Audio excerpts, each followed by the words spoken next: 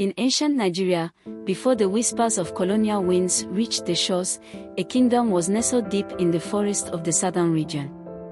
This kingdom, blessed with fertile lands and clear rivers, was called Orombo. Orombo had known peace for centuries, ruled by wise kings who sought harmony with the land and its people. But all of that changed with King Omoda's ascension. Omoda was born into the royal family and was the youngest son of King Ayoku. Unlike his brothers, who were known for their compassion and intelligence, Omoda displayed cruelty from a young age. He had a strange fascination with power and the suffering of others. When a mysterious illness swept through the royal palace, claiming the lives of King Ayoku and his older sons, Omoda, now the only surviving heir, was crowned king. Many whispered that the illness was no accident, but few dared to voice their suspicions aloud. The kingdom was plunged into a darkness that none could foresee. Once Omoda ascended the throne, he transformed Orombo into a land of fear and suffering. His first decree was the law of absolute silence. No one was allowed to speak ill of him or the kingdom. Those caught violating this law were dragged to the palace dungeon, never to be seen again. Omoda's cruelty knew no bounds. He increased taxes on the poorest farmers, taking their crops and leaving them to starve. Children were conscripted into his growing army and taught from a young age to serve him without question. Families were torn apart, and the once fertile lands began to wither under his rule as if even the earth was protesting against his reign. As the kingdom suffered, Omoda grew more paranoid. He believed the gods spoke to him in his dreams, warning of betrayal and rebellion. To preempt any threat to his power, he ordered the execution of his most loyal advisors, convinced they were plotting against him. Fear gripped the palace, and soon even his closest allies began to turn on one another, seeking to survive Omoda's increasingly erratic behavior.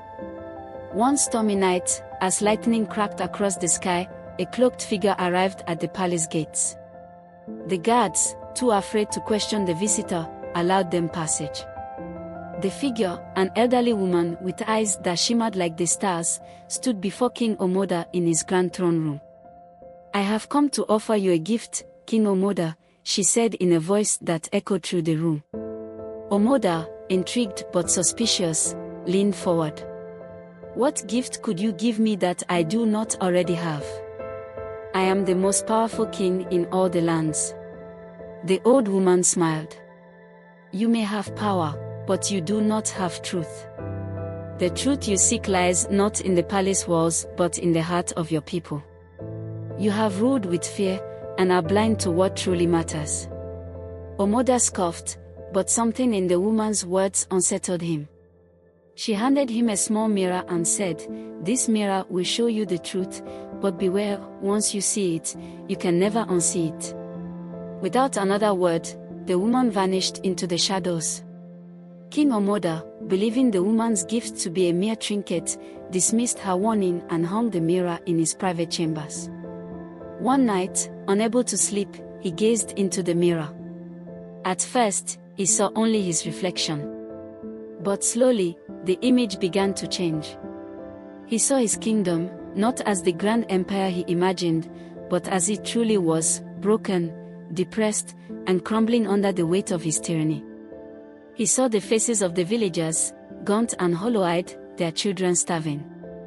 He saw the families ripped apart, the soldiers who marched only because they feared his wrath. The mirror showed him the souls of those he had wronged, their silent screams echoing in his mind. Omoda recoiled in horror, but the images continued.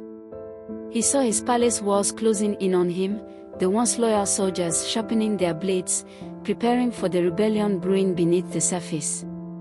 The truth was undeniable: his kingdom was dying, and it was his doing. Unable to bear the weight of his guilt, Omoda spiraled into madness. He ordered the mirror to be destroyed, but no matter how many times he shattered it, the reflection always returned. Haunted by the faces of those he had wronged, he withdrew into the palace, leaving his kingdom to crumble further. The people, spurred by his absence, began to rise. A rebellion, led by a young woman named Ifeoma, spread through the land. Ifeoma had lost her family to Omoda's cruelty, and she vowed to restore peace to Orombo.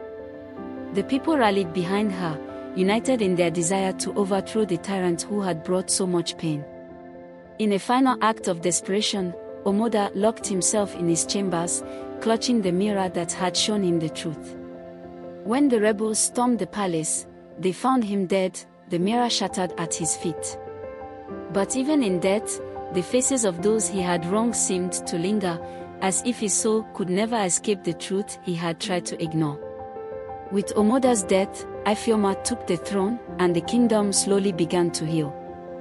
The fields became green again, and the rivers flowed with life.